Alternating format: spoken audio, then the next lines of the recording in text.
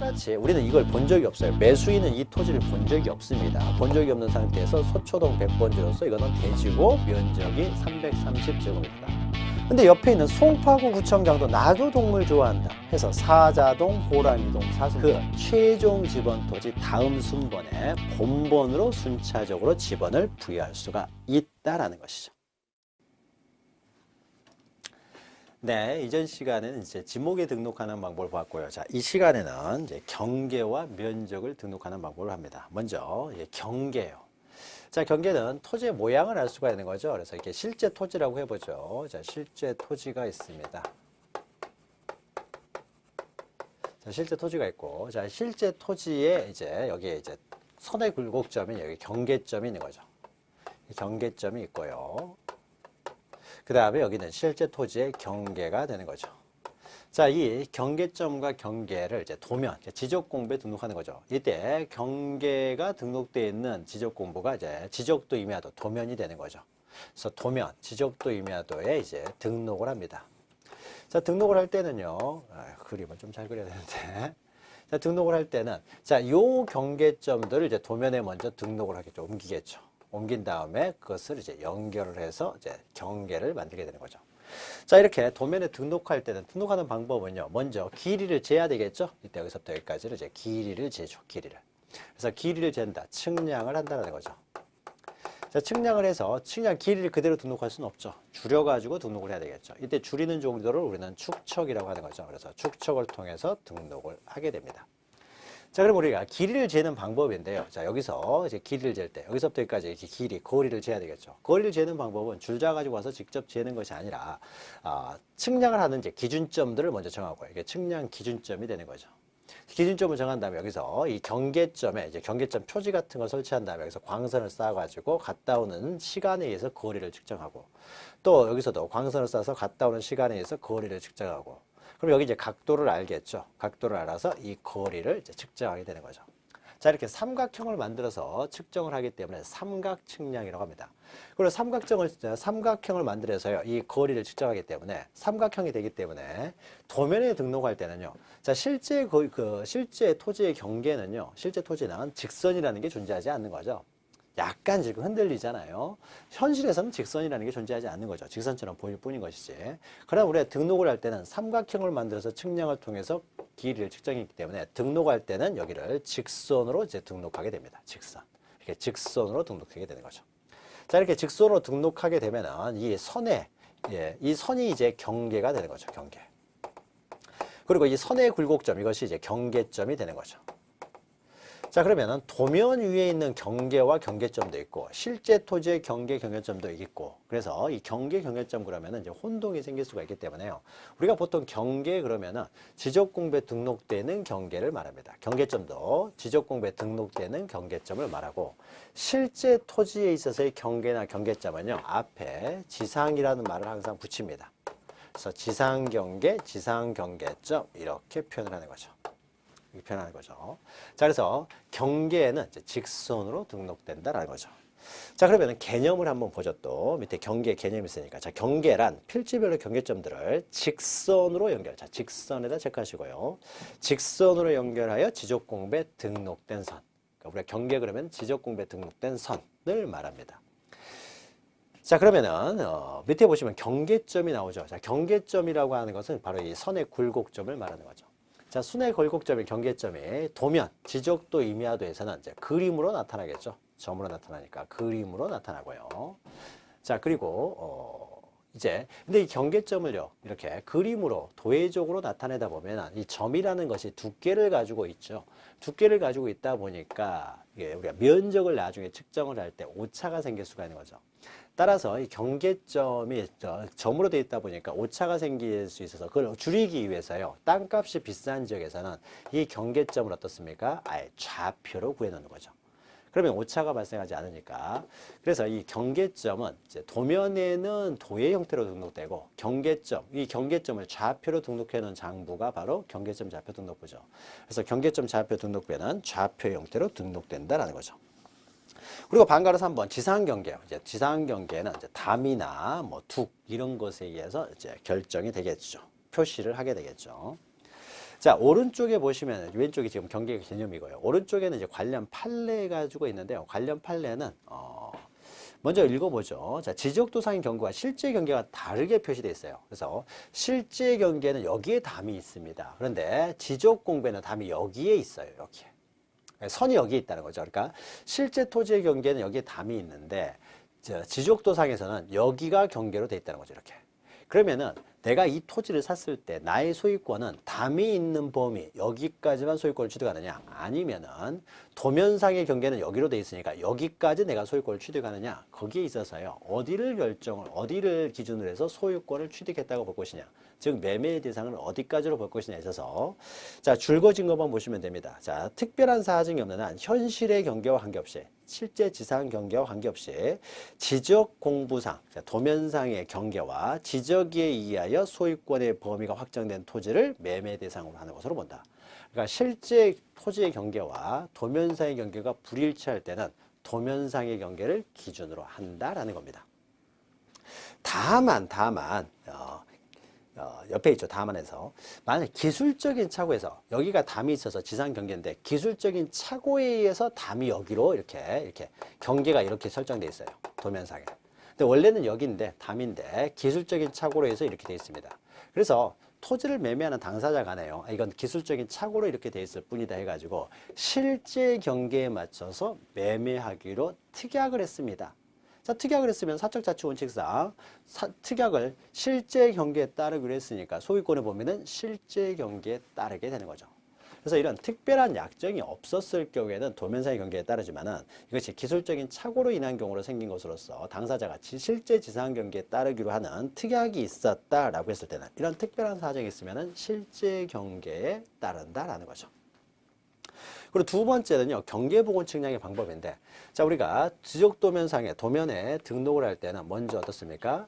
이 경계점을 설치한 다음에 측량을 통해서 이 경계점을 도면상의 경계점으로 만들고, 이 경계점을 또 도면상의 경계점으로 만드는 거죠. 그리고 직선으로 연결하면 경계가 되는 거죠. 자, 등록하기 위해서 이렇게 측량을 통해서 등록을 합니다. 자, 그런데 시간이 지나가지고요, 이 지상 경계점들이 이제 사라질 수가 있는 거죠. 그래서 지상 경계점에 관한 다툼이 생겼을 때는 그때는 이 지상 경계점을 기준으로 해서 지적공부에 등록된 경계점이 있기 때문에 이 경계점을 다시 지상에 복원하면 되겠죠. 이 복원하는 측량을 우리는 경계복원 측량이라고 하는 거죠. 자, 그러면 이때 경계복원 측량을 하는 방법입니다. 자, 등록할 때는 50년 전에 등록을 했고요. 지금 현재 경계복원 측량을 하려고 해요. 그럼 측량 기술이라는 것이 시간이 지나면 굉장히 발전을 하는 것이죠. 그래서 현재는 지금 발달된 측량 기술이 있습니다. 그렇다고 하더라도요, 이 실제 경계를 기준으로 해서, 경계점을 기준으로 해서, 지상 경계점을 기준으로 해서 등록을 했기 때문에 이 등록할 때하고 그대로 따라서 거꾸로 다시 복원을 했을 때만 등록할 당시 실제 경계를 그대로 확인할 수가 있기 때문에 비록 발전된 측량 기술이 있다라고 하더라도 경계복원 측량을 할 때는 등록 당시의 측량 방법을 그대로 사용하라는 겁니다. 자, 그래서 그 밑에 줄이 있죠. 경계복원 측량은 등록할 당시의 측량 방법과 동일한 방법을 해야 된다. 그래서 밑에 줄이 또 있죠. 그래서 등록 당시의 측량 방법에 의해서 이렇게 해야 되는 것이지 보다 정밀한 측량 방법이 있다고 하여 지금 현재 보다 정밀한 측량 방법이 있다고 하여 그 방법에 의해서 측량할 수는 없다. 그래서 항상 등록 당시의 측량 방법을 그대로 동일한 방법으로 경계복원 측량을 하여야 한다라는 거죠. 자, 요거 기억하시면 되고요. 자, 그러면 경계에 관한 이제 일반 원칙, 이 경계는 도면상의 경계, 지적공부상의 경계를 말합니다. 제목만 보시면 되겠죠. 반가리 1번, 경계국정주의. 자, 지적을 국가가 정하는 지적국정주의이기 때문에 경계도 당연히 국가가 정한다. 경계국정주의. 그다음에 경계는 이렇게 직선으로 돼 있다는 거죠. 다 직선으로 그려진다. 그래서 경계는 직선주의, 경계 직선으로 따른다. 자, 경계는요, 이 토지와 인접하는 토지의 경계는 이제 하나일 뿐인 것이죠. 그래서 이것을 둘로 나눌 수가 없는 거죠. 오로지 하나만 존재하지 둘일 수 없으니까 나눌 수 없다. 불가분의 원칙. 또 축척 종대의 원칙이라는 것은 자, 요 경계, 이 필지의 경계인데 또 인접 토지와의 경계가 되겠죠. 그래서 이 필지와 인접 토지와의 경계가 여기가 되는데 자, 이때 경계를 이제 측량을 하는 과정에서요. 측량을 하는 과정에서 자, 인접 토지는 600분의 1 측량으로 되어 있고 이 토지는 1200분의 1 측량으로 해서 축척을 통해서 등록이 되어 있습니다. 그러니까 한 토지는 1200분의 1이고 한 토지는 600분의 1로 줄였어요. 자, 그러면 600분의 1과 1200분의 1이 600분의 1이 크죠. 600분의 1이 크기 때문에 600분의 1로 줄인 것이 훨씬 더 정확하겠죠. 더 크게 만들었기 때문에요.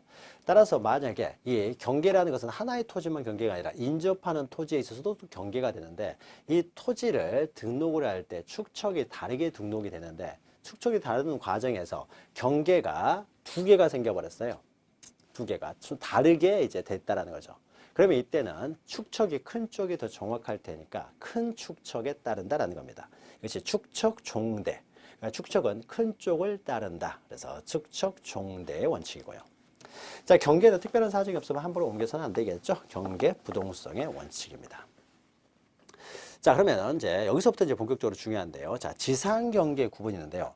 자, 도면에 이렇게 측량을 통해서 축척을 통해서 등록하기 위해서는요. 먼저 실제 거리를 먼저 측량을 해야 될 거 아니에요. 이 거리를 먼저 측정을 해야 되겠죠. 그래서 그리고 나서 이제 등록을 할 테니까요. 그러면 지상 경계를 먼저 기준으로 해서 지상 경계를 기준으로 해서 측량을 통해서 등록을 할 테니까 이때 지상 경계는 어떻게 정해지느냐 이거죠. 먼저 지상 경계가 정해져야 측량을 통해서 등록할 수 있을 테니까. 자, 그래서 지상 경계 위치 표시요. 자, 방금 1번 보시면 보통 지상 경계는 이 토지와 이 토지 사이에 두기나 담장, 철조망 이런 게 있을 수가 있죠. 이런 곳이 이제 지상 경계가 되고 그 지상 경계를 기준으로 측량을 해서 등록을 한다는 거죠. 자, 지상 경계는 둑, 담장, 그 밖에 구획이 목표가 될 만한 구조물, 철조망 또는 경계점 표지 등에 의해서 구분을 합니다. 지상 경계가 이렇게 구분이 되는 거죠. 담에 의해서 구분되는 거죠. 자, 반가로 이번에 지적소관청은 토지 이동에 따라 지상 경계를 새로 정하는 경우. 자, 토지의 이동이라는 것은 뭐 여러 가지 토지의 이동 원인이 있지만 대표적인 게 이제 분할 이런 게 되겠죠. 그래서 만약에 토지를 분할을 합니다. 한 필지를요, 둘로 분할을 해요. 자, 둘로 분할하면은 여기 한 필지가 등록되어 있던 것을 둘로 분할하게 되면 다시 또 분할된 내용을 등록을 해야 되겠죠. 자, 그러면 분할을 할 때는 이렇게 경계점 표지 같은 것을 설치한 다음에 분할하겠죠. 자, 여기서부터 여기까지 어디로 분할할 것인가? 여기서 여기로 분할을 한다는 거죠. 자, 그래서 지상 경계점 표지를 설치한 다음에 분할하겠죠. 자, 그런데 그리고 나서 이것을 기준으로 해서 등록을 했습니다. 근데 시간이 지나면 어떻습니까? 이 지상 경계점 표지 이런 것들이 사라질 수가 있는 거죠. 이 사라질 때를 대비해서요. 사라질 때를 대비해서 지상 경계점을 새로 만들었을 때는 이 지상 경계점에 대한 정보, 지상 경계점에 대한 정보들을 이제 등록해 놓도록 합니다. 사라질 때를 대비해서요. 그러면 지상 경계점에 대한 정보를 등록해 놓은 장부를 우리는 지상 경계점 등록부라고 합니다. 등록부. 지상 경계점 등록부라는 것이 있다는 거죠. 그래서 지상 경계를 새로 정할 때는 토지 이동에다가 분할이라고 적으시고요.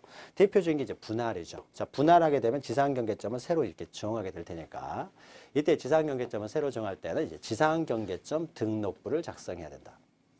자, 지상 경계점 등록부는 우리가 1, 2월에 배웠지만 이것은 지적 공부는 아닙니다. 지적 공부는 아니고 지적에 관한 이제 부수 장부가 되겠죠. 자, 그리고 이 지상 경계점 등록부에는요. 지상 경계점 등록부를 관리하고 이 경계점 등록부, 지상 경계점 등록부를 말하는 거죠. 여기에 등록되는 정보들은 토지의 소재, 지번, 경계점 좌표, 물론 경계점 좌표 등록부에 등록된 지역을 말하겠죠. 그리고 경계점 위치 설명의도, 공부상 지목과 실제 토지 이용 지목, 경계점 사진 파일, 경계점 표지의 종류 및 경계점 위치, 그러니까 다양한 내용의 정보들을 여기다 등록을 한다라는 거죠. 근데 이 내용이요. 작년 시험에서 지상 경계점 등록부의 등록사항에는 어떤 것들이 있느냐 해가지고 이게 시험에 출제가 됐습니다. 작년에 강의를 할 때는요, 이것은 새로 들어온 제도여가지고 자세히 두 문자로 해서 다 이렇게 암기 코드를 해서 우리가 외웠었어요. 그래서 작년에는 이제 작년에 보신 분들은 그 코드에 맞춰서 다 맞추셨을 텐데, 자, 올해는 작년에 나왔기 때문에 올해는 나올 가능성이 이제 없다고 보는 거죠. 이게 자주 나오는 매년 나올 만한 문제는 아니기 때문에요.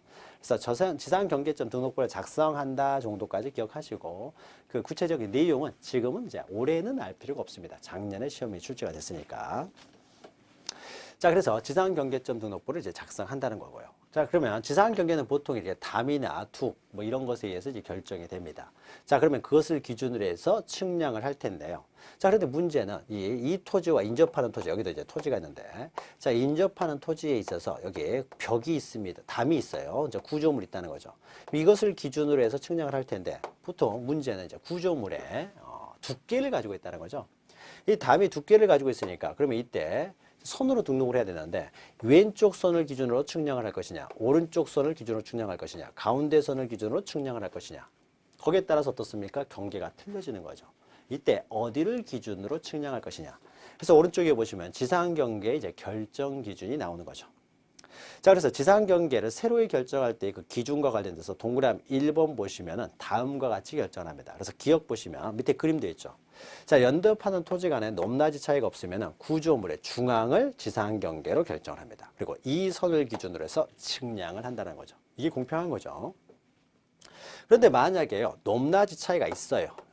자, 높낮이 차이가 있으면요, 이 토지가 무너지지 않도록 축대 같은 걸 쌓아 놓겠죠. 그래서 축대가 있습니다. 구조물이 있어요. 이게 이 토지와 이 토지의 경계예요. 자, 그러면 이때도 중앙으로 하느냐, 주당으로 하느냐, 이것이 아니라 이때는 축대의 바닥 부분이 붙어 있는 부분. 그래서 하단부를 기준으로 합니다. 여기는 하단부요. 하단부를 기준으로 한다. 여기는 중앙이고, 여기는 하단부를 기준으로 한다. 잘 기억하시고요. 자, 그래서 니은 보시면 연접하는 토지에 높낮이 차이가 있으면은 구조물의 하단부가 경계가 된다. 그림을 잘 그려야 되는데. 자, 하단부가 기준돼요. 또 디귿번은요, 디귿번은 이제 절토된 토지가 있는 거예요. 절토됐다는 건 토지를 팠다라는 거죠. 자, 이런 경우에요. 산이 이렇게 돼 있습니다. 임야가 이렇게 있는데요. 여기는 임야예요, 다. 근데 여기 도로를 놓습니다. 도로를 놓으려면 여기 산을 깎아가지고 도로를 놓습니다. 산을 깎아서 이만큼 깎아가지고 도로를 놔요. 그러면 여기는 이제 도로가 되는 거죠. 그러면 이제 깎인 부분이 경사면이 있겠죠. 경사면이 깎인 부분이 있으면.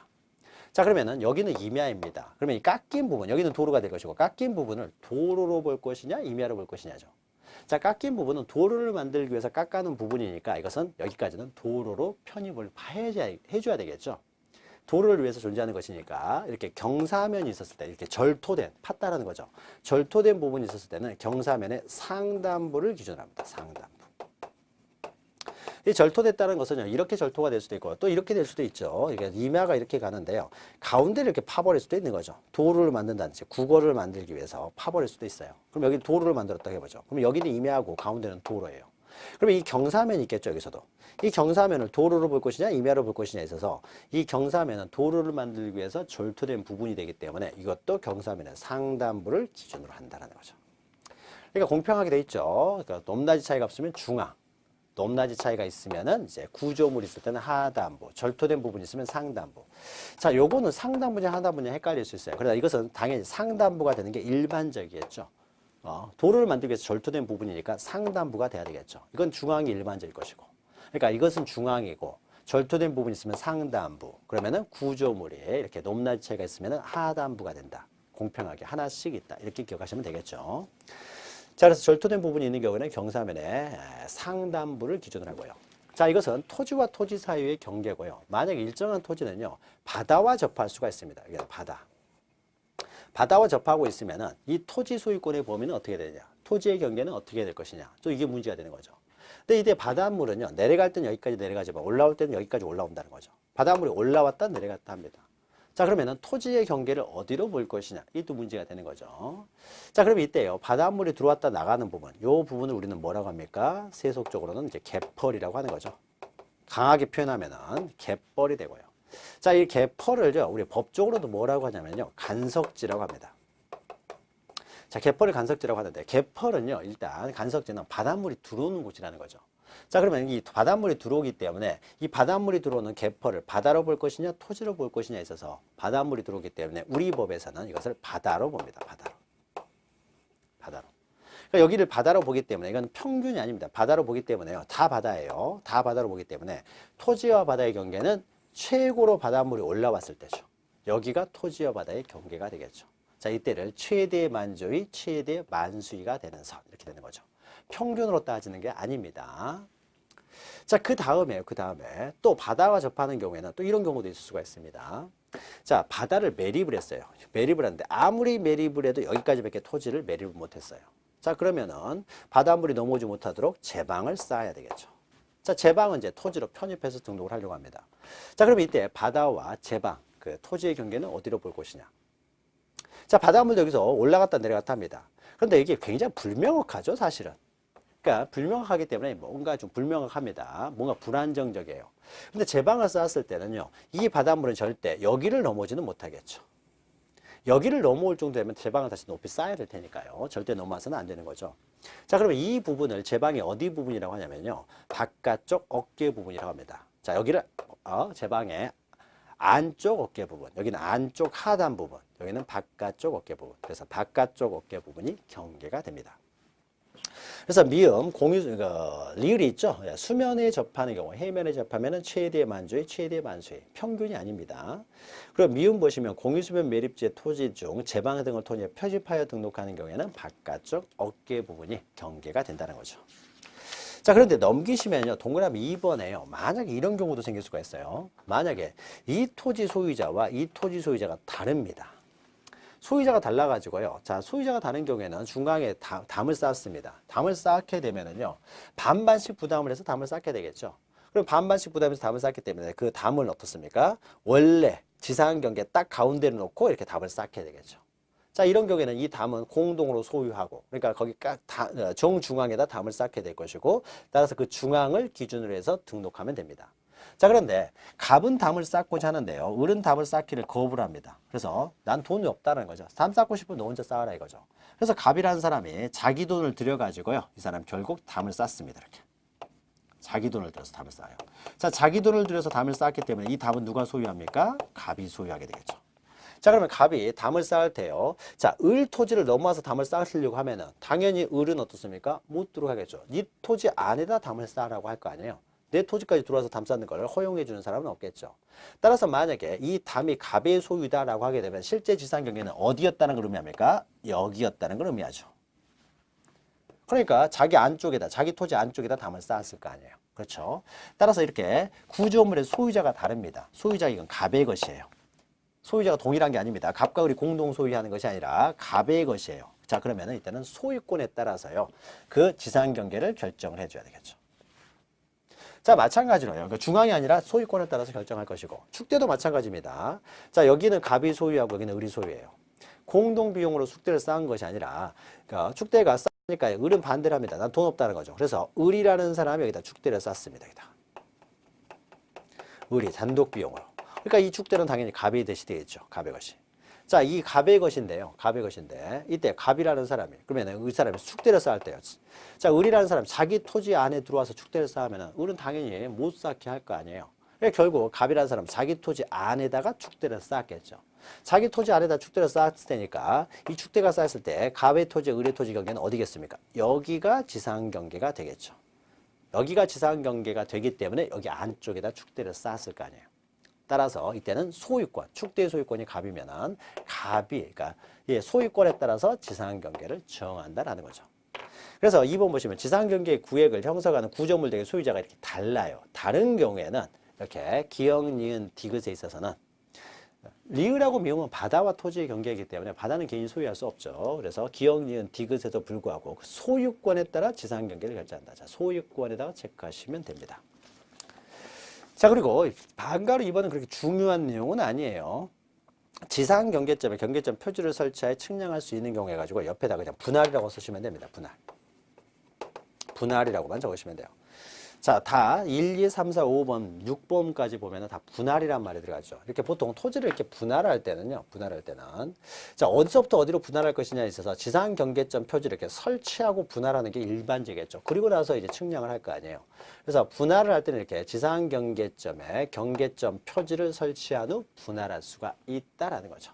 뭐 당연한 것이죠. 그래서 지상 경계점에 경계점 표지를 설치하여 측량할 수 있는 경우에서 그냥 분할하는 경우 이렇게만 생각하시면 돼요. 나머지 1번부터 6번까지가 다 분할이라고 되어 있는 거죠. 이것만 기억하시면 되고. 자, 그런데 이제 분할을 할 때요. 이제 분할을 합니다. 자, 갑이 자기 토지에 대해서 분할을 하는데요. 자, 이것을 분할하는 방법은요. 갑 토지 소유자 마음이에요. 위에 이거와 직접 관련된 건 아니지만 반가로 3번 위에 보시면은 0, 65주 1에서요. 분할은 이런 목적에서 이루어집니다. 물론 이제 불안 시간에 자세한 내용은 다루는 거죠. 그래서 소유권 이전, 매매 등을 위해 필요한 경우라든지 토지의 이용상 불합리한 지상 경계를 시정하기 위한다든지. 그러니까 매매하기 위해서, 이전하기 위해서 일부분을 어떻게든 이제 분할한다는 거죠. 그래서 나누어서 이제 파는 것이죠. 자, 그러면 소유권 이전이나 매매를 위해 필요하다랄지 토지 이용상 불합리한 지상 경계를 시정하기 위한다랄지. 그러니까 토지가 한 필지인데 위아래에 이렇게 높낮이 차이가 너무 심하다라고 했을 때는 이런 것들을 이제 분할을 할 수가 있다는 거죠. 자, 이런 것들은 토지 소유자의 다 개인적인 이익을 위해서 이루어지는 거죠. 자, 토지 소유자의 개인적인 이익을 위해서 이렇게 분할을 할 때는요, 만약에 분할을 하려고 하는데 여기에 지상 건축물이 하나가 있습니다. 자, 건축물이 하나 있으면 이것은 건축물 대장에 등록되어 있어요. 그래서 이것을 이제 100번지 토지라고 해보죠. 그래서 건축물 대장에 등록되어 있는데 분할을 할 때 이렇게 분할을 해버리면 어떻습니까? 그래서 하나는 100번지, 하나는 100의 1번지가 돼버리면은 100의 1번지가 돼버리면요. 이때 어떻습니까? 이 건축물이 어디에 있는 것이 돼요?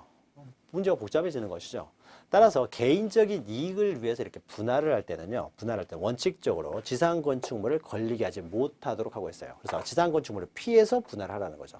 그래서 분할하려면 이렇게 분할을 하든지, 그럼 지상 건축물 걸리게 하지 않는 거죠. 그래서 이것을 100번, 이건 이게 건축물이 여기 있으니까 이것을 100번지, 이게 100의 1번지가 되겠죠.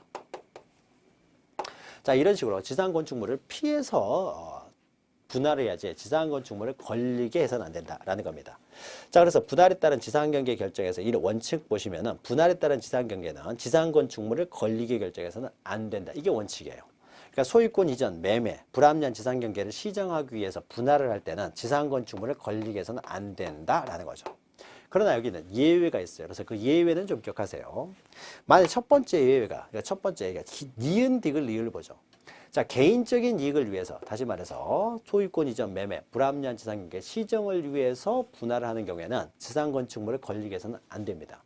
자, 그러나요, 니은 디귿 리을 보시면요. 자, 니은에 공공사업 동그라미 치시고요.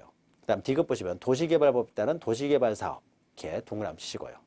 그 다음에 리을 보시면은 국토의 계획 및 이용에 관한 법률 등에 따라 밑에 보시면은 도시관리계획선에 따라 토지를 분할하는 경우 도시관리계획선 체크하시고요. 물론 디귿은 뭐 도시개발사업, 농어촌 정비사업, 토지개발사업 다 포함됩니다. 자, 이러면은 농어촌 정비사업, 토지개발사업, 도시개발사업, 도시관리계획선에 따라 분할, 공공사업 다 이거 어떻습니까? 공익적인 필요에 의해서 분할하는 거죠. 그러니까 지상 건축물을 걸리게 해서라도 분할을 해야 될 보다 큰 공익적인 필요가 있을 때, 공익적인 필요가 있을 때는 지상 건축물을 걸리게 결정할 수도 있다라는 거죠. 이렇게 분할할 수도 있다는 겁니다. 자, 걸리게 결정할 수 있는 경우 세 가지 다 공익. 그러니까 세 개 니은 디귿 리을 합쳐가지고 공익이라고 쓰시면 되겠죠. 공익사업. 다 공익과 관련된 내용이죠. 더 큰 공익적 필요가 있었을 경우에는 건축물을 걸리게 할 수도 있다. 자, 또 하나는요. 기억 보시면 법원에 확정 판결이 있는 경우입니다. 법원에서요. 이렇게 분할하라라고 확정 판결이 나버렸습니다. 그럼 이렇게 분할할 수밖에 없는 거죠. 확정 판결이 나버리면 보통 이런 것들은 이 건물이 이제 불법 건축물이다라고 했으면 어차피 철거될 건축물이기 때문에 확정 판결이 이렇게 날 수도 있습니다. 날 수도 있어요. 자, 그래서 법원의 확정 판결, 그 다음에 공익 세 가지 있는 거, 요거 좀 기억하시면 돼요. 자, 요런 경우에는 지상 건축물을 걸리게 할 수도 있다. 그래서 지상 건축물을 걸리게 해서는 안 된다, 뭐 할 수 있느냐, 이거 관련해서는 앞에 수식어를 봐야 돼요. 그래서 원칙적으로는 걸리게 할 수 없어요. 그래서 원칙적인 내용으로 대표적인 것이 소유권 이전 매매 불합리한 지상경계 시정, 이런 말이 들어오게 되면 걸리게 해서는 안 된다야 맞는 것이고요. 그런데 뭐 공공사업, 법원의 확정 판결 이런 말이 들어왔는데도 걸리게 해서는 안 된다 그러면 틀린 말이죠. 이런 경우에는 걸리게 할 수도 있으니까요.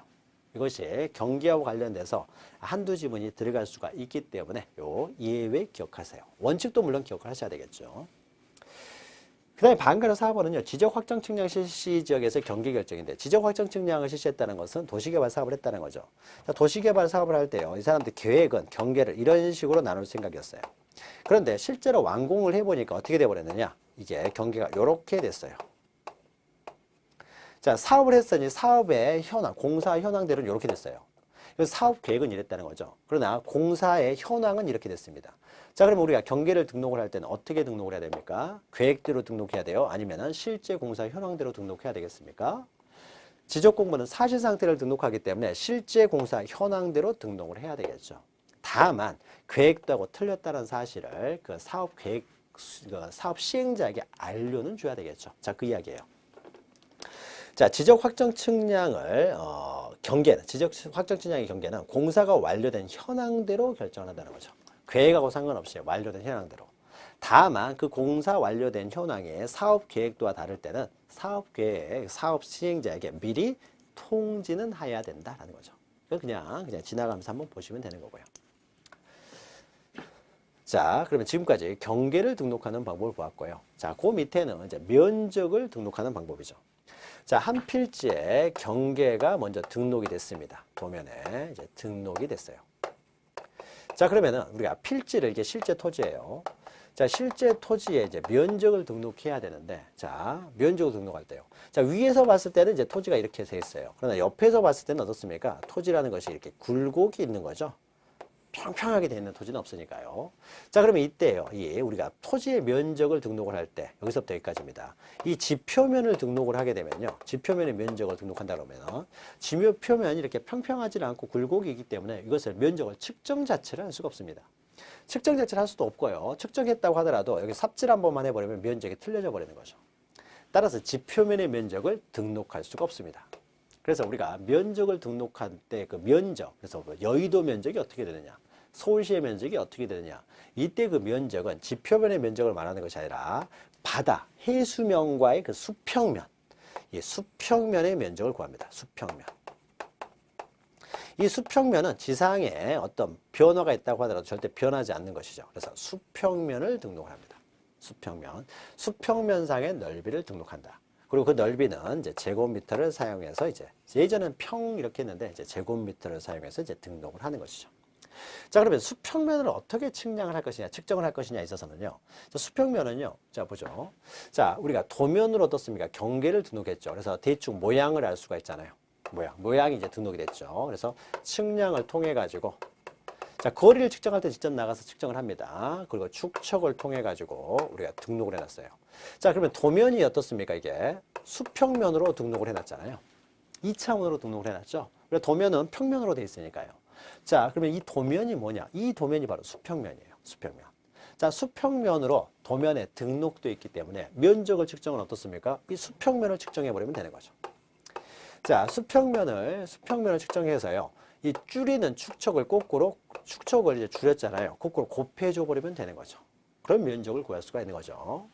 자, 그래서 만약에 이 축척이요. 이 실제 토지를 500분의 1로 줄였어요. 500분의 1로 줄였다는 것은 여기에 1cm가 실제로는 500cm라는 거죠. 500분의 1로 줄였으니까.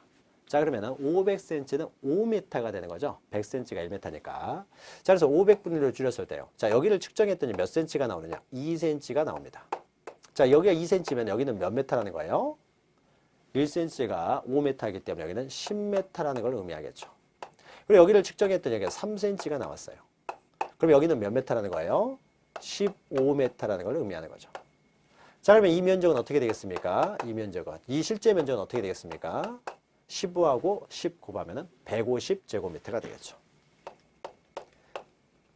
자, 이 150제곱미터를 등록하면 됩니다. 자, 그러면 우리가 면적을 측정할 때는 어디에 합니까? 직접 나가서 측정하는 것이 아니라 여기 측정하면 돼요. 이거 측정하고 이거 측정해서 어떻습니까? 축척을 거꾸로 곱해서 면적을 구하면 되는 거죠. 자, 그래서 면적 측정은요, 실제로, 그러니까 도면상에 평면도로 만들어서 도면이 만들어져 있기 때문에 면적 측정은 직접 나가서 면적을 측정하는 것이 아니라 사무실 위에서, 도면 위에서 측정을 합니다. 도면 위에서.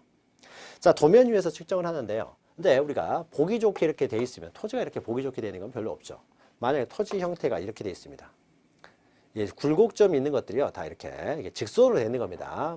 작게 해서 이렇게 되는 거지. 그래서 이 굴곡점이요, 한 30개가 있습니다. 30개가.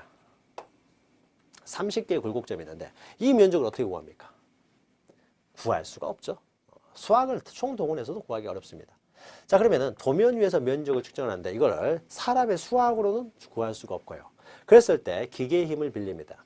자, 전자면적 측정기라는 게 있어요. 그래서 전자면적 측정기가요, 어디 있냐면은 여러분 50페이지 하단에 보시면은 이제 그 기계가 하나 있는데 이것이 전자면적 측정기예요.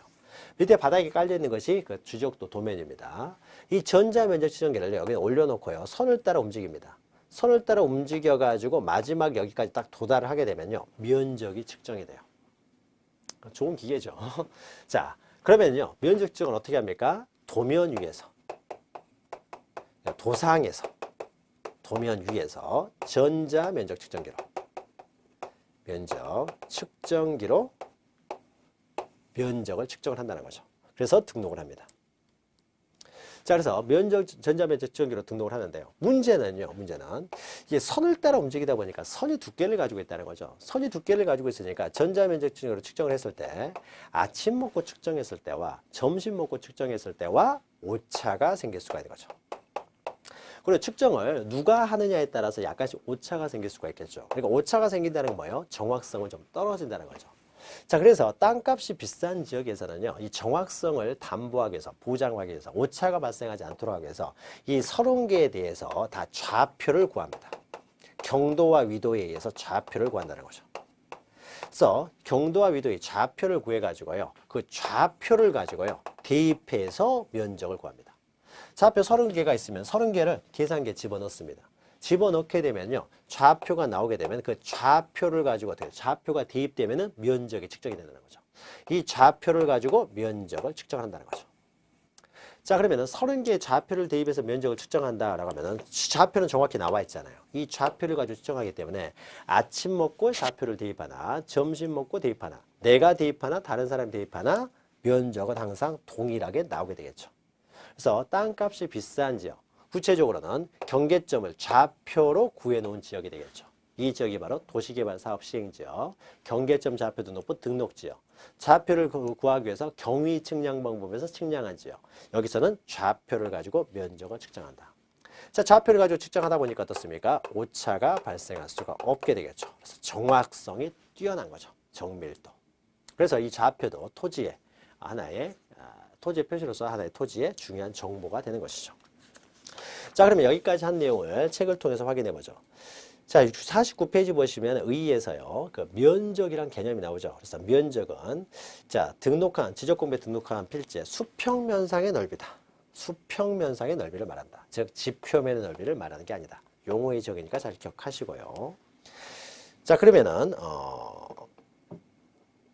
이 정도 하고 양가로 2번 봐줘. 나머지 내용들은 또 뒤에서 다루기 때문에요. 자, 면적의 단위에는 제곱미터를 사용한다. 그래서 제곱미터를 사용하는데 환산 방법이 밑에 있죠. 한 평이 3.3 제곱미터 이렇게 환산을 하는 것이죠. 그러니까 과거에는 평 단위를 사용했는데 지금은 제곱미터 단위를 사용한다는 거죠. 자, 넘기시면은요, 면적 측정의 대상이 나옵니다. 면적 측정. 그러면 어떤 경우에 면적 측정을 하고 어떤 경우는 면적 측정을 할 필요가 없느냐. 그래서 면적을 새롭게 결정해야 되는 거고, 면적의 이동이 발생하게 되면은 항상 면적 측정을 해야 되겠죠. 그러나 면적의 이동이 발생한 것이 아니라든지요, 또 면적을 새로 등록할 필요가 없다라고 할 경우에는 면적 측정을 할 필요가 없죠. 자, 우리가 기억해야 될 것은요, 웬만하면은요 다 면적을 이제 등록을 하게 되는데 방가로 2번 면적 측정을 하지 않는 경우 요것을 기록하셔야 돼요. 자, 면적 측정을 하지 않는 경우 중에 우리가 토지의 정보 중에서, 토지의 표시 중에서 소재가 바뀝니다. 소재는 행정구역의 명칭만 바뀌는 거죠. 양촌에서 신공리로. 자, 이런 경우에는 명칭만 바뀌었기 때문에 면적이 바뀌는 건 아니잖아요. 그래서 소재가 바뀌었다. 즉, 행정구역의 명칭 변경. 자, 여기에는 없는 것 같습니다. 요것만 적으시면 돼요. 자, 행정구역 명칭 변경. 행정구역을 명칭 변경하는데 우리가 면적을 측정할 필요는 없는 것이죠. 그 다음에 동그라미 2번 보시면요. 두 번째, 세 번째 있죠. 지번 변경. 자, 지번만 바뀝니다. 면적하고 전혀 상관없잖아요. 그래서 지번 변경의 경우에도 면적 측정할 필요 없고. 또 두 번째는 지목만 바뀌어요. 지목만 바뀌는데 면적을 측정할 필요는 없죠. 그 다음에 네 번째는 등록말소죠. 자, 등록말소는 우리가 바다로 된 토지 등록말소에서 본 거죠. 여기는 토지고 여기는 바다인데, 예, 바닷가 옆에 두 개의 필지가 있습니다. 여기는 100번지고 여기는 101번지라고 해보죠. 근데 바닷물이 어디까지 올라오냐면요, 여기까지 올라와 버려요. 이제 여기가 다 바다가 돼버렸어요. 자, 그러면은 100번지는 어떻습니까? 일부만 바다가 된 거죠. 그리고 101번지는 전부가 바다가 됐어요. 자, 전부가 바다가 된 부분 어떻습니까? 여기 이제 등록말소라고 했죠. 등록말소라는 것이 지운다는 게 아니에요. 말소를 이렇게 표시를 합니다. 이렇게. 여기 경계가 사라진 거죠. 가입표 치고요. 이것도 경계 사라졌으니까 가입표를 칩니다. 경계가 사라졌으니까요. 자, 그러면 이렇게 등록말소 하면 되죠. 이걸 면적을 구할 필요는 없잖아요. 그래서 등록말소, 전부를 등록말소 했을 때는 면적을 구할 필요가 없죠. 그러나 일부만 등록말소를 할 때요. 자, 일부만 등록말소를 할 때는 여기 경계를 새로 정해야 되겠죠. 남아있는 토지가 있으니까 경계를 새로 정하고 남아있는 토지의 면적을 구해야 되겠죠. 자, 그래서 등록 말소했는데 그 등록 말소는 전부를 등록 말소할 때는 면적을 측정하지 않고요. 일부만 등록 말소할 때는 면적을 측정하게 되겠죠. 그리고 동그라미 2번 보시면은 합병이죠, 합병. 그러니까 전부에 대한 등록 말소죠. 전부 말소. 그 다음에 합병이요. 자, 합병은 우리 합병 시간 하는 거죠. 두 필지를 한 필지로 합합니다. 그러면 이때 이쪽 필지가 300제곱미터고 이쪽 필지가 200제곱미터예요. 합병하면 몇 제곱미터가 됩니까? 500제곱미터. 자, 우리가 측량이라고 할 때는요, 전자면적 측정이라는 좌표를 대입해서요, 전문가가 하는 것을 측량이라고 해요. 전문적으로 하는 게 측량인 것이지, 이렇게 300하고 200을 더했다, 이런 걸 측량이라고 하지 않아요. 사칙연산, 더하고 빼고 하는 것까지 측량이라고 하지 않습니다. 그래서 단순히 합산만 하면 되기 때문에 이것을 측량이라고 할 필요는 없죠. 계산기만 두드리면 되는 거니까요. 따라서 합병의 경우에는 측량을 하지 않는다라고 생각하시면 됩니다. 자, 그 다음에요. 3번 보시면은 지적공부의 제작성이 있는데요. 자, 지적공부를 제작성하는 경우에는 지적공부가 종이로 되어 있다 보니까 시간이 지나면은요, 이것이 시간이 지나다 보면은 뭐랄까 이렇게 헐거워지는 거죠. 자, 헐거워지면서 나중에 이제 불명확하게 될 수가 있으니까 미리서 어떻습니까? 완전히 보이지 않을 때 않기 전에 미리서 다시 작성을 합니다. 이게 지적공부의 제작성이에요. 자, 지적공부의 제작성하는 경우에는 기존에 있는 지적공부를 그대로 옮겨 적으면 되기 때문에요. 따로 측량을 할 필요가 없는 것이죠. 그 다음에 5번 보시면요. 미태법 시행으로 면적을 환산하에 등록하는 경우. 자, 과거에 100평으로 되어 있으면 지금 몇 제곱미터입니까? 330제곱미터. 자, 이것은 계산기만 두들기면 되는 것이죠. 측량할 필요는 없는 거죠. 따라서 이것도 측량할 필요 없고요. 그 다음에 1번 보시면은 면적의 증감이 없는 토지 경계 위치 정정입니다. 자, 면적의 증감이 없다라는 것은요. 자, 보죠. 토지의 경계가 여기 있는데요. 이 경계를 이런 식으로 위치를 정정합니다. 자, 이렇게 정정을 하게 되면요. 면적의 증감을 수반하게 되는 거죠. 이 토지는 넓어지고 이 토지는 줄어들겠죠. 자, 이렇게 면적의 증감을 수반하는 경계 위치 정정을 하는 경우에는 면적 측정을 다시 해야 되겠죠. 이거 다시 측량을 해야 됩니다. 자, 면적의 증감을 수반하는 경계 위치 정정은 면적 측정을 합니다. 그런데 이런 경우도 있어요. 자, 여기 과수원이 있고요. 과수원이 있고 여기에 유지가 있습니다. 근데 유지가요. 몇 제곱미터냐면 350제곱미터예요. 350제곱미터니까 이것은 양입이 안 되겠죠. 그래서 별도로 이제 등록을 했습니다. 자, 별도로 등록했는데 사실은요. 이 토지의 유지 위치가 약간 위쪽에 있어야 됩니다. 여기가 정확한 거예요. 근데 살짝 밑에가 되는 거죠. 그러니까 경계를 어떻게 됩니까? 위치를 정정을 하는 거죠. 올립니다. 자, 이런 경우에는 어떻습니까? 면적은 그대로 있는 상태에서 경계 위치만 올리는 거예요. 자, 그러면 경계에 관한 측량을 하겠죠. 경계를 살짝 올려야 되기 때문에 경계에 관한 측량을 합니다만은 면적 측정을 따로 할 필요 없죠. 면적은 그대로고 경계 위치만 살짝 올리기 때문에. 따라서 1번 보시면 면적의 증감 없는 토지 경계 위치 정정은 경계에 관한 측량을 하지만 면적 측정을 할 필요는 없고요. 또 그러면 4번 보시면은요. 자, 면적 측정을 수반하지 않는 경계보건 측량, 지적현황 측량. 자, 경계보건 측량이나 지적현황 측량은요. 자, 경계보건 측량 우리가 앞에 잠깐 설명했죠. 경계보건 측량은 지적공부에 있는 경계점을 지상에 다시 복원하는 것뿐이에요. 그대로 복원하면 되기 때문에 따로 면적을 측정할 필요 없고요. 또 지적현황 측량은 우리가 측량 시간에 했던 거죠. 어떤 건축물이 경계를 넘어섰느냐 넘어서지 않느냐 이것을 확인하기 위한 측량이 바로 지적현황 측량이에요. 그러니까 건축물의 위치만 정확히 파악하면 되기 때문에 따로 면적을 측량할 필요는 없습니다. 그래서 경계보건 측량이나 지적현황 측량은 따로 면적을 측정할 필요는 없지만은 만약에 경계를 정확히 복원하기 위해서 그리고 건축물의 위치를 정확히 파악하기 위해서 면적 측정을 할 필요가 있으면은 예외적으로 면적 측정을 할 수도 있습니다. 자, 그래서 일반적으로는 경계보건 측량, 지적현황 측량은 측량을 하지 않는데 만약에 그 위에 있는 동그라미 선에 있는 거죠. 면적 측정을 하는 경우에서 자, 경계보건 측량 및 지적현황 측량에 의해서 면적 측정이 수반되면 면적 측정을 합니다. 그러나 원칙적으로는 면적 측정을 하지 않는다. 따라서 이렇게 면적 측정을 수반하지 않는 경계보건 측량, 지적현황 측량은 면적 측정을 하지 않는다. 자, 그러면요. 위에 참고표가 있죠. 방가로 1에 4번 밑에 참고표 있는데요. 자, 면적 측정을 할 때는요. 원칙적으로 필지마다 다 측량을 합니다. 그래서 필지마다 측량한다. 자, 분할을 할 때도 우리가 분할 시간 했던 거죠. 자, 500제곱미터짜리를 두 토지로 분할을 합니다. 자, 두 토지를 분할하면은 여기 측량을 했더니 여기 300이 나왔어요. 자, 그러면 이것이 당연히 200이 나오느냐? 그렇지는 않다는 거죠. 이 처음에 했던 측량이 500이 정확했을 때는 200으로 떨어지겠지만 50년 전에 한 측량이었다 그러면은 지금 다시 발전된 측량 방법에 의하면은 200보다 더 많을 수도 있고 200보다 적을 수도 있어요. 그러니까 다시 측량하면서요, 좀 더 정확하게 측량을 해야 되기 때문에 이 필지도 측량을 하게 됩니다. 그래서 필지마다 다 측량을 하는 것이 원칙이에요. 측량할 때는. 그러나 경계보건 측량이나 지적 현황 측량 같은 경우는 면적을 등록하기 위한 측량이 아니라 경계를 복원하기 위해서 또는 건축물의 위치를 정확하게 확인하기 위해서 필요하면은 면적 측정을 할 수 있기 때문에 필요한 만큼만 면적 측정을 하면 됩니다. 따라서 필지마다 면적 측정을 할 필요는 없다라는 거죠. 자, 요것도 좀 깊이 들어가지만 좀 기억하시고요. 자, 그 다음에요. 이제 양가로 4번. 만약에 면적 측정의 대상이다라고 하면 면적을 측정하겠죠. 이때 면적 측정을 하는 방법은 방금 말씀드렸죠. 원칙적으로 도면 위에서 전자면적 측정기를 가지고 측정을 한다. 그래서 1번 보시면은 자, 평판 측량에다 동그라미 치시고 이 평판 측량이라는 것이 경계를 이렇게 도면에 평평하게 수평면으로 옮기기 위한 측량을 평판 측량이라고 합니다. 자, 이렇게 평판 측량을 했을 경우에는 도면에 등록을 했겠죠. 도면에 그 경계점을 등록한 지역은 전자면적 측정기에 의해서 면적을 측정한다. 자, 여기까지 기억하시면 됩니다. 자, 그런데 오른쪽에 반가로 2번요.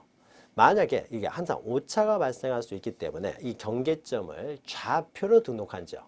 자, 좌표로 등록한 지역은 동그라미 1번에 좌표로 등록하기 위해서는 경위 측량 방법을 했겠죠. 좌표를 구하는 측량. 자, 그래서 1번 경위 측량 방법 여기다 체크하시고요. 세부 측량하는 지역. 당연히 경계점 좌표 등록부에 등록한 지역이 되겠죠. 여기에 필지별 면적 측정은 전자면적 측정기로 해서는 절대 안 되고요. 항상 경계점 좌표에 의한다. 전자면적 측정기로 측정하는 것이 아니라 경계점 좌표에 의해서 해야 된다는 거죠. 자, 우리 앞에서 했던 내용이죠. 자, 그래서 전자면적 측정기나 경계점 좌표에 의해서 면적 측정을 했더니 자, 327.551 이렇게 나왔다는 거죠. 자, 그러면 소수점 이렇게 소수점 세제짜리까지 나왔고 또는 어떤 경우는 소수점 넷째짜리, 다섯째짜리까지 쭉 나올 수 있는데 그러면 그 내용을 그대로 등록하느냐? 자, 그러면 너무 복잡하기 때문에요. 소수점을 끊어서 등록한다는 거죠. 끊어서. 자, 그래서 땅값이 비싼 지역은 그만큼 축척이 큰 축척이 되겠죠. 그래서 우리가 자, 넘기시면은 52페이지에 표가 있는데요. 자, 축척의 종류는 총 7가지가 있습니다. 축척의 종류가 시험에 나오는 건 아니에요. 그래서 축척의 종류는 7가지가 있는데 자, 먼저 보면은 자, 일제 때 체험에 만들 때 얘들이 1200분의 1을 만들었어요. 계산이 복잡하게 1200분의 1을 만들었다는 거죠. 근데 1200분의 1을 축척을 만든 다음에요. 이것은 어떤 지역은 좀 더 작게 등록을 했어요. 그러면 2배로 작게 등록하니까 어떻습니까? 이것은 2400분의 1이 되겠죠. 그래서 2400분의 1짜리도 있고요. 어떤 지역은 좀 더 자세히 만들게 됩니다. 그러면 이런 경우는 자세히 만들기 위해서 크게, 축척을 크게 만들었으니까 2배를 크게 하게 되면은 이제 600분의 1이 되겠죠. 600분의 1짜리가 있고요. 또 어떤 지역은 아주 작게 등록을 했어요. 그래서 이 1200분의 1 기본으로 하면서 이것보다 5배 작게 했습니다. 자, 5배 작게 해버리니까 어떻게 됩니까? 이것은 6000분의 1이 되겠죠. 근데 6000분의 1로 만들었다가 이게 좀 더 개발이 되면 이걸 좀 2배로 확대를 해요. 그러면서 3000분의 1짜리를 만듭니다. 그래서 축척이 처음에 만들어진 건 5개예요. 그러니까 기준이 되는 건 1200분의 1을 기준으로 해서 5개가 있는데 자, 이런 5개가 있는데 이것이 600분의 1, 1200분의 1 하니까 계산하기가 복잡하다는 거죠. 그래서 우리가 지적 확정 측량 실시했을 때요. 도시개발 사업을 했을 때 새롭게 지적 확정 측량을 하면서 우리가 계산하기 편하게 그 지역에서는요. 아예 500분의 1로 정합니다. 축척을. 그래서 500분의 1짜리가 생기고 시골 같은 경우에 농지도 구획정리 사업 등을 통해서요. 바둑판처럼 깔끔하게 만듭니다. 그러면 농지는 이제 아주 비싼 토지는 아니기 때문에 계산하기 편하게 그때 새롭게 이제 또 측량을 해야 되니까 그때 이제 농지 같은 경우는 이제 1000분의 1로 만들었어요. 농지 구획정리 사업을 했을 때. 그래서 1000분의 1짜리하고 이제 500분의 1짜리가 또 생기게 됩니다. 그래서 총 측량의 종류가, 축척의 종류가 7가지가 있는데요. 자, 이 중에서 가장 비싼 지역은, 자, 500분의 1 지역은 도시개발 사업 시행지역, 이것만을 말합니다. 도시개발 사업 시행지역이 500분의 1이고요. 자, 그러면 도시개발 사업을 하지 않고서 가장 땅값이 비싼 지역은 구시가지가 되는 600분의 1 지역이 되겠죠. 그래서 여기가 가장 땅값이 비싼 지역이 됩니다. 그래서 이 지역을 우리는 대축척 지역이라고 하고요. 그 다음에 기타 1000분의 1부터 이 부분을 이제 소축척 지역이라고 해요. 여기는 소축척. 그래서 대축척 지역에서는 땅값이 비싸니까요. 등록을 할 때 어디서 끝내냐? 0.1제곱미터까지 이제 등록을 합니다. 좀 자세히 등록을 하는 거죠. 그래서 소축척 지역에서는 땅값이 비싼 부분은 아니기 때문에 1제곱미터까지, 그러니까 1의 자리까지만 등록을 하고, 이 땅값이 비싼 대축척 지역에서는 소수점 첫째 자리까지 등록을 한다라는 거죠. 자, 이렇게 두 가지만 기억하시면 돼요. 그래서 52페이지 보시면은 축척의 종류해가지고요. 거기에 500분의 600분의 1은 오른쪽 보시면 등록 단위가 0.1이고 나머지는 다 1이다라는 거죠. 1이다. 지적도는 이걸 다 사용합니다만 임야도는 이 두 가지만 사용을 합니다. 자, 그랬을 때 이제 면적 계산 방법인데 비고는 모르셔도 되고요. 오른쪽 이제 면적 결정이 돼요. 자, 그러면은 327.551이 만약에 500분의 1, 600분의 1 지역에서 이렇게 나왔을 경우는 어떻습니까? 0.1제곱미터까지 등록한다. 그러니까 여기까지 등록을 하는 거죠. 근데 여기까지 등록을 하려고 했더니 뒤에 끝수가 있잖아요. 그래서 이 끝수를 이제 처리하는 거죠. 자, 그러면 끝수 처리 방법과 관련돼서는 우리가 일반적으로 알고 있는 4,4,5입 방법을 사용하면 됩니다. 근데 4,4,5입하고 한 가지 다른 점이 있으니까 그것만 좀 기억하시고 나머지는 4,4,5입이다. 자, 그러니까 뒤에 어떻습니까? 여기는 뒤에 0.05, 5를 초과하잖아요. 51이니까. 그러니까 이것은 올려야 되겠죠. 올려야 되니까 327.6 이렇게 해야 되겠죠. 근데 여기가 만약에 51이 아니라 49면 어떻게 했습니까? 그럼 이거는 5 미만이 되겠죠. 구체적으로는 0.05 미만이 되는 거죠. 이러면은 이제 버려가지고 327.5 이렇게 등록하겠죠. 자, 그런데 문제는 여기가 이제 5로 딱 끊어졌을 때요. 즉 0.05로 딱 끝났을 때입니다. 다 이럴 때는 우리가 일반적인 반올림에서는 4,4,5입을 하기 때문에 올려야 되겠죠. 그러나 지적공부 등록할 때는 이런 방법을 사용하는 것이 아니라 5로 딱 떨어졌을 때, 즉 0.0으로 떨어지게 되면 앞에 숫자를 봅니다. 그래서 앞에 숫자를 봐가지고요. 홀수면 올리고 짝수나 0이면 버려요. 그러니까 여기는 홀수죠. 그러니까 올려서 327.6 이렇게 합니다. 그런데 만약에요. 327.65 이렇게 되면 어떻습니까? 자, 5로 딱 끊어졌어요. 여기서도 여기까지 등록을 하는데. 근데 앞에가 짝수잖아요. 짝수니까 이거 버린다는 거죠. 이건 올리고. 자, 그러니까 이것도 어떻습니까? 327.6 이렇게 등록이 되는 거죠. 그러니까 이것도 어떻습니까? 327.6으로 등록되고요. 그래서 327.55하고 327.65는 모두 동일하게 327.6으로 등록된다라는 거죠. 자, 그래서 이 등록하는 방법 0.0으로 딱 떨어졌을 때는 이렇게 앞에 숫자를 보고 판단한다는 거죠. 자, 그러면 여기서요. 여기서 요 지역에서 만약에 나왔을 때요. 그럼 이것도 마찬가지가 되겠죠. 자, 그런데 여기서는 이제 1의 자리까지 등록하는 거죠. 그래서 327.51이 나오면 어떻습니까? 이건 1제곱미터까지 등록을 하는데 뒤를 초과하죠. 0.5를 초과하니까 이건 올릴 것이고요. 만약에 0.45로 나오면 어떻습니까? 이런 경우에는 0.5 미만이니까 이건 버릴 것이고요. 그래서 327이 되겠죠. 이건 328. 근데 이 경우에도 327.5로 딱 떨어졌습니다. 딱 떨어지면 어떻습니까? 이거는 끝수가 딱 떨어졌어요. 이러면 이때는 앞에 숫자를 보고 홀수니까 올린다는 거죠. 328. 자, 그런데 328.5 이렇게 나오면 어떻습니까? 이런 경우는 앞에 숫자가 짝수니까 이거는 버려가지고 이것도 328 이렇게 등록을 한다는 거죠. 자, 그래서 등록 방법, 그 예도 있으니까요. 밑에 예가 있죠. 예를 통해서 기억하시면 되고요. 자, 그럼 마지막으로요. 만약에 요 지역에서 0.4제곱미터가 나왔습니다. 자, 그러면은 1의 자리까지 등록을 하고 0.4니까 이건 0.5 미만이니까 버려버린다. 자, 버려버리면 어떻게 됩니까? 0제곱미터가 돼버리겠죠. 토지가 있는데 0으로 등록할 수는 없죠. 따라서요. 자, 여기서는 최소 단위가 1이기 때문에 1제곱미터 미만이면 0.4가 되든 0.9가 되든 다 이것은 1제곱미터로 등록을 합니다. 자, 그러면은 대축척 지역에서요. 0.4가 나왔어요. 자, 0.4제곱미터가 나오면 어떻습니까? 이거는 1의 자리, 소수점 첫째 자리까지 여기까지 등록을 하기 때문에 그냥 0.4제곱미터로 등록하면 되겠죠. 별 문제가 없습니다. 근데 문제는 여기서 0.04가 나왔을 때죠. 자, 0.04제곱미터가 나오면요. 소수점 첫째째를 등록하는데 뒤에 끝수가 0.05 미만이기 때문에 버려야 된다 그러면 어떻습니까? 0.0제곱미터가 돼버릴 텐데 토지는 있는데 0.0 이렇게 면적이 없는 토지는 존재할 수 없는 거죠. 따라서 이때도 마찬가지입니다. 이 지역에서는 0.1제곱미터가 최소 단위가 되기 때문에 0.1제곱미터 미만이 되면은 0.04든 0.09든 상관없이 다 0.1제곱미터로 등록을 한다라는 겁니다. 자, 요 내용이요. 요 내용이 지금 말로 그 오른쪽에 면적 결정에 그 52페이지 오른쪽에 면적 결정에 나와 있는 내용이고요. 그리고 이것을 말로 표현하게 되면은 앞에 있는 51페이지 방가루 1과 52페이지 방가루 2에 나와 있는 내용이고 그 이해는 밑에 표 하나 있는데 거기에 이제 이해가 나와 있는 것이죠.